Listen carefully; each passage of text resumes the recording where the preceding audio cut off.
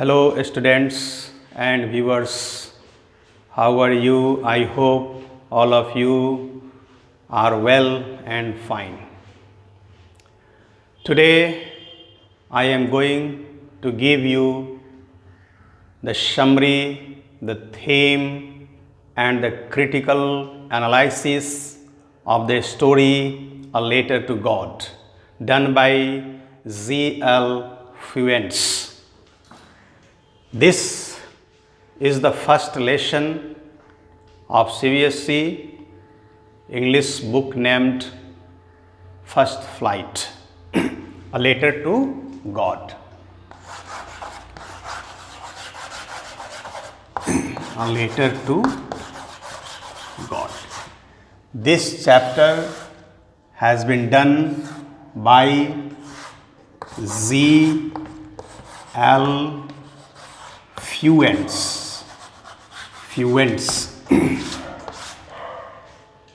ये जो कहानी है, इस कहानी में हम लोग क्या क्या पढ़ेंगे? हम लोग पढ़ेंगे इस कहानी का थीम। क्या पढ़ेंगे? थीम। इस कहानी का शॉर्ट समरी पढ़ेंगे, और पढ़ेंगे क्रिटिकल एनालिसिस, ठीक है ना? और कैरेक्टर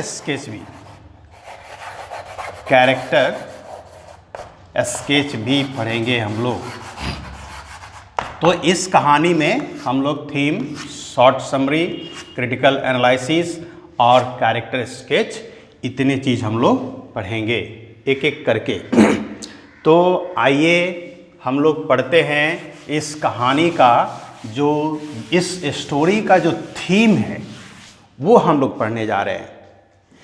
थीम है कि इस कहानी में जो थीम राइटर ने दिया है वह है स्ट्रगल।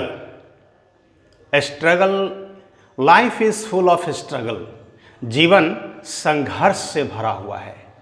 तो इस कहानी में जो स्ट्रगल है, इस कहानी में जो स्ट्रगल है वो हमारा दो तरीके का है। कितने तरीके का है? हमारा दो तरीके का है, ठीक है ना? ये स्ट्रगल कितने तरह का है? दो तरीके का है। एक है मैन एंड नेचर, मनुष्य और प्रकृति के बीच ये स्ट्रगल है। और दूसरा जो स्ट्रगल है वो है हमारा मैन एंड मैन। तो ये दो तरह का स्ट्रगल है। समझ में आया? तो इस कहानी में, कौन सी कहानी? A letter to God. इस कहानी को किसने लिखा? Z.L. फ्यूएंट्स। इस पर भी क्वेश्चन पूछ सकता है कि अ लेटर टू गॉड किसने लिखा? तो आप बताएंगे Z.L. फ्यूएंट्स ने लिखा। 4 ऑप्शन रहेंगे MCQ के, और उसमें कोई एक आंसर सही होता है, ये लिख सकते हैं। या फिर Z.L. फ्यूएंट्स ने कौन से स्टोरी लिखी? तो 4 स्टोरी होंगे, आप उसमें एक ये ऑप्शन रहेगा। तो यहाँ से भी आप नंबर ले सकते हैं। दूसरी चीज़ है कि जो हम थीम पढ़ने जा रहे हैं, वो इस थीम में हम लोग देखने जा रहे हैं। फर्स्ट में क्या आया है? स्ट्रगल। कहा भी गया है कि life is full of struggle, life is a bundle of struggles. जीवन संघर्षों का पुलिंदा है। जीवन जो है वो एक संघर्ष का ही नाम है।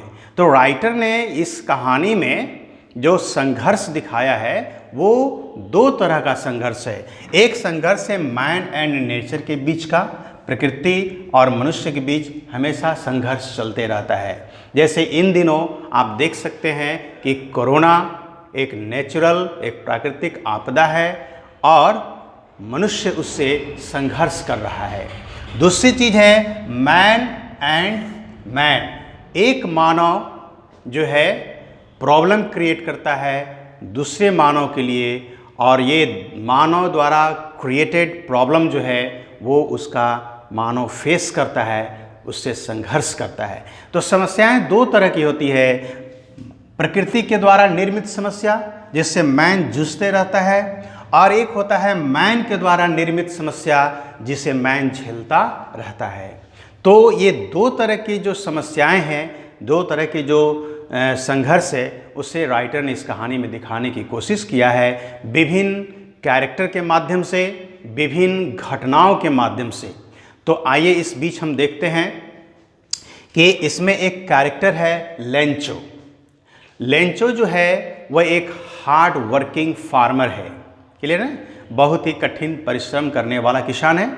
वो खेती करता है और आशा करता है कि इस बार उसकी फसल बहुत अच्छी होगी।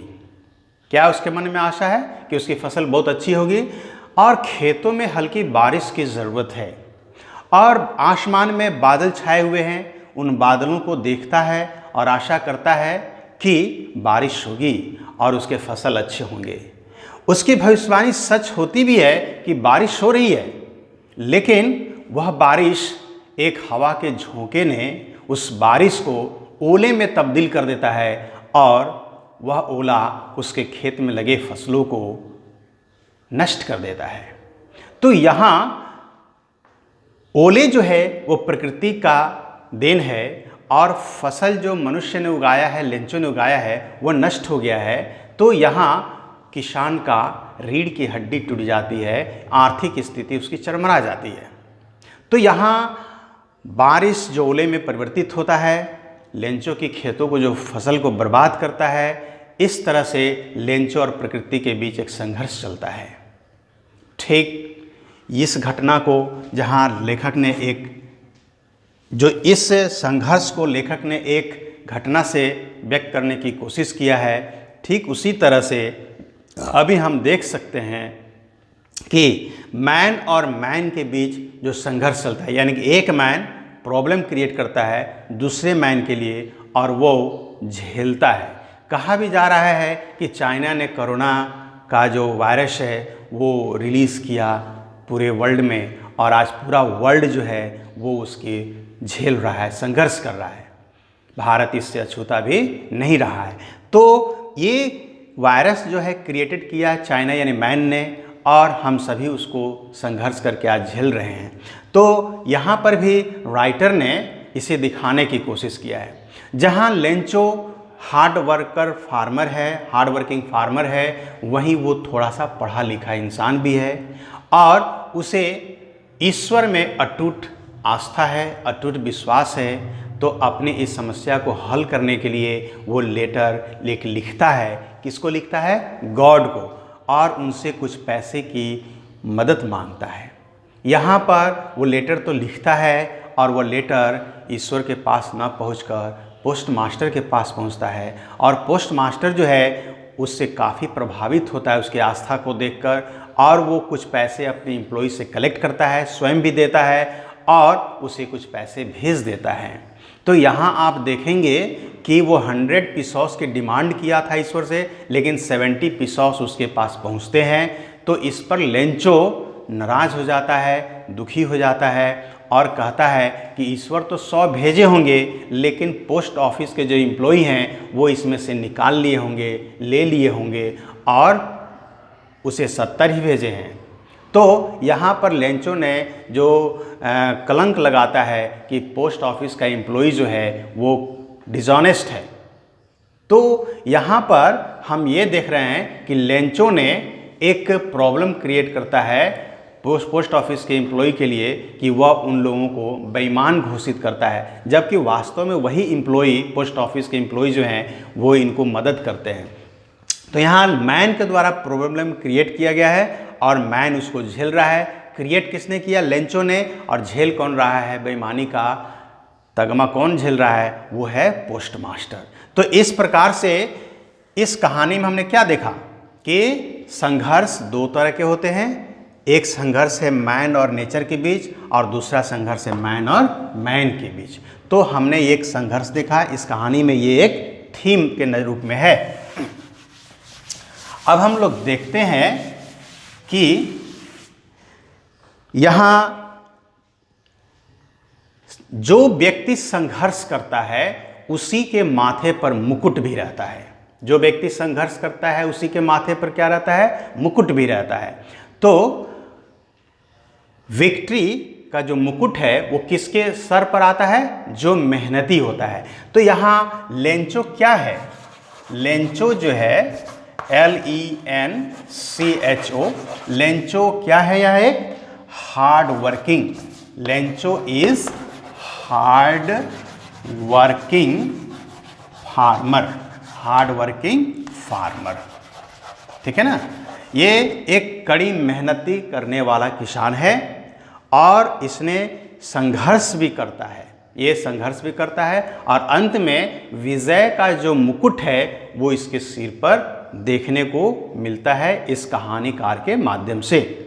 तो पहला ये संघर्ष क्या करता है कि ये किसान है, कड़ी मेहनत करता है, खेती करता है और पहाड़ी पर अकेले रहता है, क्लियर है, और वहीं से अपने खेतों की निगरानी भी करता है। दूसरी चीज़ है कि जब इसके खेत फसल बर्बाद हो जाते हैं तो ये हाथ पर हाथ रखकर बैठता नहीं है, ये तुरंत कागज़ और कलम उठाता है, यानी कि फिर मेहनत शुरू करता है। पहले तो खेती कर रहा था तो मेहनत किया, फिर अब कलम और कागज़ उठाकर परिश्रम करके वो लेटर लिखता है और लेटर लिखता है और उसे वो पोस्ट भी करता है और उसकी समस्या को सुनी भी जाती है और उसकी कुछ नहीं पूरे तो थोड़े से मदद भी मिलते हैं। तो इस प्रकार से अगर वो हाथ पर हाथ रखकर बैठ जाता तो वो नष्ट हो जाता, लेकिन वो बैठा नहीं, मेहनत करता रहा और अंत में उसे जीत भी, विक्ट्री भी उसे मिलती है। उसे क्या मिलती है? विक्ट्री मिलती है, जीत मिलती है और वो जीत के सहारे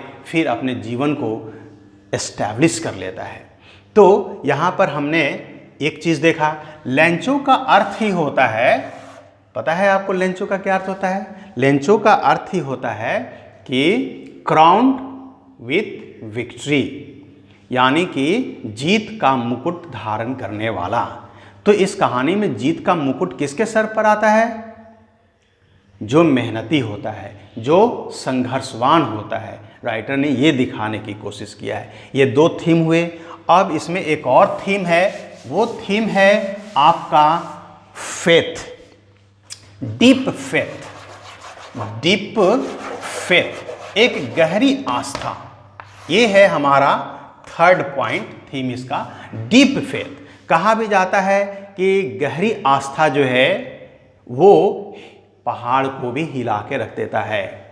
तो लेंचो जो है जहाँ हार्ड वर्किंग है, जहाँ संघर्षवान है, वहीं पर इसके अंदर डीप फेथ भी है, डीप फेथ इन गॉड, ईश्वर में इसकी गहरी आस्था है और उसकी इसी आस्था ने ईश्वर को हिला कर रख देता है। जो काम नहीं भी होने वाला था वो भी हो जाता है। जैसे अपने रिश्तेदारों को पत्र तो सब लिखते हैं, ये आम बात है, लेकिन ईश्वर के नाम कोई पत्र लिखे, यही बताता है कि लेंचो के पास अटूट विश्वास है ईश्वर में और इसीलिए उसका जीवन संघर्षमय और सफल भी रहा है और अपनी समस्याओं को बहुत हद तक वो हल भी कर लेता है अपनी इसी आस्था के बल पर। तो ये भी एक थीम है, डीप फेथ इन गॉड, है ना। कि गहरी आस्था क्या करता है? पहाड़ को भी हिलाकर रख देता है। दूसरी चीज़ है कि राइटर ने लेंचो को बड़े ही सरल सहज भाव से पेश किया है। तो ये सरलता, ये सहजता बड़ी दुर्लभ चीज़ है। जहाँ आस्था है वहीं ये देखने को मिलता भी है। और एक गीत भी है कि भाग गया तेरा भोलापन, सादगी पे हम तेरे मरते हैं। तो यहाँ पर ईश्वर भी ऐसे ही भक्त के मुरीद हो जाते हैं जो भक्त सरल होते हैं, सहज होते हैं, उन्हीं के वो दास बन के रह जाते हैं। तो यहाँ लेंचो के माध्यम से कवि ने मनुष्य के अंदर जो एक चरित्र होना चाहिए सहजता का, सरलता का, वो प्रदर्शित करने की कोशिश यहाँ पर किया है। ये हमारे जो थीम है, इस तरह से हमारे ये थीम सब निकल कर यहाँ पर आते हैं। अब हम लोग को देखना ये है कि इस कहानी में क्या आपका ये शॉर्ट स्टोरी है, ठीक है ना। तो शॉर्ट स्टोरी ये है कि लेंचो नाम का एक किसान है, गरीब किसान है वो दूर पहाड़ियों में रहता है, पहाड़ी के मुहाने पर रहता है और नीचे वो खेती करता है, उस पहाड़ी की ऊंचाई से अपने खेतों की निगरानी भी करता है। क्लियर है? और वो मेहनती है, साथ में थोड़ा सा पढ़ा लिखा भी है। कवि ने यहाँ एक बात बताई है कि हम पढ़ते हैं, ठीक है, पढ़ने लिखने इंसान है, ठीक है, लेकिन परिश्रमी होना न छोड़ें, क्योंकि परिश्रम के साथ साथ पढ़ा लिखा व्यक्ति होना बहुत ज़रूरी है। आज लेंचो पढ़ा लिखा नहीं रहता तो पत्र नहीं लिख पाता, ये बता रहा है, और पत्र नहीं लिख पाता तो वो 70 पेसोस प्राप्त भी नहीं कर पाता। तो लेखक ने हमें परिश्रमी के साथ साथ पढ़ा लिखा होना भी बता रहा है। तो वो खेती करता है, खेतों में फसल लगे हुए हैं और उसे लगता है कि थोड़ा उसे खेतों को पानी मिल जाती तो उसका फसल और अच्छा हो जाता। तो ये शॉर्ट समरी जो है कहानी का एक छोटा सा रूप हम आपके सामने पेश कर रहे हैं जो आपको जोड़ेगा। और वो भविष्यवाणी भी करता है, ऊपर आसमान में बादल में, ऊपर आकाश में बादल जब देखता है तो वो भविष्यवाणी भी करता है अब हमारे खेतों को पानी भी मिलेगा। लेकिन बारिश तो होती है, लेकिन वो बारिश एक हवा के झोंके से ओले में तब्दील हो जाती है और खेतों में लगे फसल क्या हो जाते हैं, बर्बाद हो जाते हैं। इस कहानी का एक और थीम है, वो थीम है आपको कि मनुष्य जो चाहता है वह पूरा होता नहीं है, वो चाहता कुछ और है और हो जाता कुछ और है। जैसे लेंचो ने बारिश की उम्मीद रखी थी अपने खेतों के अच्छे फसल के लिए, लेकिन होता क्या है, वो ओले में तब्दील हो जाता है वर्षा हवा के झोंके से, और जहाँ उसकी फसल अच्छी होनी चाहिए थी वो फसल बर्बाद हो जाता है, उसके खेतों में टिड्डे लग जाते हैं और पूरी तरह से नष्ट हो जाता है। तो यहाँ हम देखने को मिल रहा है कि मनुष्य, man is the puppet in the hands of destiny. क्या देखने को मिला? Man is the puppet, PUPET, puppet, man is the puppet in the hands of, in the hands of destiny, है ना। तो यहाँ ये जो स्टेटमेंट है ये थॉमस हार्डी का लिखा हुआ है और इस कहानी में भी देखने को मिलता है कि मनुष्य जो है वो खिलौना है भाग्य के हाथों में। मनुष्य क्या है? भाग्य के हाथों में खिलौना है। यहाँ लेंचो भी एक खिलौना बन के ही रह गया है। वो जो चाहता था वो नहीं हुआ। वो चाहता था खेतों में बारिश हो, खेतों को जल मिले, लेकिन वहाँ जल नहीं मिलता है, ओले मिलते हैं। वो चाहता है कि खेत की फसल अच्छा हो जाए, लेकिन खेत की फसल अच्छा नहीं, नष्ट हो जाता है। वो चाहता है कि ईश्वर उसे 100 पेसोस भेजे, लेकिन वो उसे मिलता नहीं है, मिलता है 70। तो इस प्रकार से यहाँ पर यह भी दिखाया कि हम जो चाहते हैं वो कभी पूरा होता नहीं है। जैसे कि अभी नरेंद्र मोदी की सरकार में देश की आर्थिक प्रगति बहुत तेज़ हो रही थी, लेकिन बीच में क्या हो गया, ये कोरोना वायरस आया और हमारे आर्थिक विकास की गति को रोक दिया, ठहरा सा दिया। तो यहाँ नरेंद्र मोदी का भी देश का बारे में सोचा हुआ जो आर्थिक स्थिति थी वो भी ठीक से नहीं हो पाया जो सोच कर रखे थे। तो मनुष्य का सोचा हुआ रहता नहीं है। वहाँ पोस्ट मास्टर ने लेंचो की मदद की थी यह जानकर कि चलो उसके विश्वास कहीं टूटे नहीं, है ना। लेकिन लेंचो ने जो किया उससे पोस्ट मास्टर को काफ़ी दुख होता है। तो जहां पोस्ट मास्टर ने लेंचो की आस्था को बनाए रखने के लिए कदम उठाता है, अपनी सैलरी से कुछ पैसे दे देता है, वहीं लेंचो ने पोस्ट मास्टर की विश्वास को तोड़ देता है, उसकी उम्मीदों को तोड़ देता है और वहाँ पोस्ट मास्टर निराश हो जाता है। तो हम जिस चीज़ की आशा रखते हैं वो निराशा में तब्दील हो जाता है। यहीं पर ये बात कवि ने बताया है कि man is the puppet in the hands of destiny. ये थॉमस हार्डी का है बात, स्टेटमेंट जरूर, लेकिन यहाँ GL फ्यूएंट्स ने भी इसे अपने लेंचो के माध्यम से पूरी तरह से सिद्ध किया है कि लेंचो को वो कुछ नहीं मिल पाता है जो वो सोच के रखता है, ठीक उसके उल्टा हो जाता है। तो ये भी एक थीम था। तो हम इस कहानी के थीम को जहाँ खूब अच्छी तरह से समझ लेते हैं तो कहानी में हमारी रुचि भी बढ़ जाएगी। ये कहानी हम छात्रों के लिए भी, शिक्षकों के लिए, सबों के लिए उपयोगी है। तो इस कहानी का जो समरी है वो क्या है कि लेंचो एक हार्ड वर्किंग फार्मर है, मेहनती किसान है। वो दूर पहाड़ों पर रहता है, नीचे खेती करता है, पहाड़ों से अपनी खेतों की निगरानी करता है। खेतों में फसल लगा दिया है कड़ी मेहनत करके, लेकिन उस खेत को थोड़ी सी जल की आवश्यकता है। ऊपर आसमान में देखता है बादल छाए हुए हैं, तो उसे उम्मीद जग जाती है कि अब बारिश उसके खेतों को मिलेगी, खेत लहलहाएंगे, फसल अच्छे होंगे। बारिश तो होती ज़रूर है, यानी प्रिडिक्शन, यानी कि ये भविष्यवाणी सच होती जरूर है, लेकिन हवा के एक झोंके ने उस बारिश को ओले में बदल देता है और वह ओला उसके खेतों में लगे फसलों को पूरी तरह से नष्ट कर देता है। तो यहाँ पर जो लेंचो है उसकी आशा निराशा में बदल जाती है, वो काफ़ी दुखी हो जाता है। ठीक वहीं पर लेंचो क्या करता है, अब लेंचो आता है घर पर और विचार करता है। लेंचो में एक खासियत है कि उसे आस्था, जो उसकी जो आस्था है ईश्वर में, अटूट आस्था है। वह तुरंत पेन और कागज़ लेता है और एक पत्र लिखता है ईश्वर के नाम और मांगता है उससे 100 पेसोस की मदद, ताकि मैं फिर से खेती कर सकूं और अपने परिवार को खिला जिला कर रख सकूं। उसके द्वारा लिखा गया लेटर पोस्ट भी होता है और वह लेटर पहुंचता है सीधे पोस्ट ऑफिस, जिसे पढ़कर पोस्ट मास्टर, पोस्टमैन भी अचंभित रह जाते हैं कि दादा ये एड्रेस वाला पत्र तो पहली बार मिला है और वहाँ तक जाएगा कौन। लेकिन पत्र खोलकर पढ़ता भी है पोस्ट मास्टर, तो बड़ी खुश भी होता है कि चलो इस व्यक्ति की विश्वास जो है ईश्वर में, आस्था जो ईश्वर में, वो खत्म ना हो। वो स्वयं कुछ पैसे देता है अपने सैलरी से और अपने एम्प्लॉय से कुछ पैसे इकट्ठा करता है और फिर जाकर वो लेंचो को एनवेलप में रखकर दे देता है।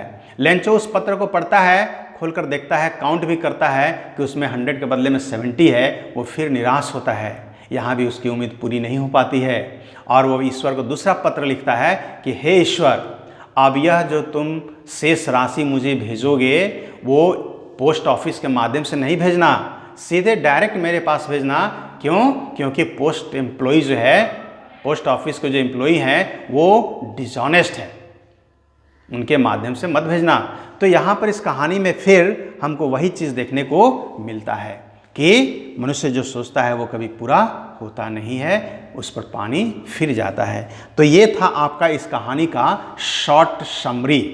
अब हम लोग इसे पढ़ेंगे अगले वीडियो में स्टेप बाय स्टेप, यानी कि पेज वाइज पढ़ेंगे, उसका मीनिंग देखेंगे, वर्ड्स नोट्स देखेंगे और उसमें क्रिटिकल जो कम्प्रिहेंसिव क्वेश्चन जो है उसको भी हम लोग करेंगे। आज ही एक और वीडियो हम आप लोग को देंगे। तब तक इस वीडियो को देखकर आप लोग इस कहानी को समझने की कोशिश कीजिए और आपके बहुत सारे छोटे छोटे क्वेश्चन का आंसर इस कहानी के आज के वीडियो से हो जाएंगे। थैंक्स।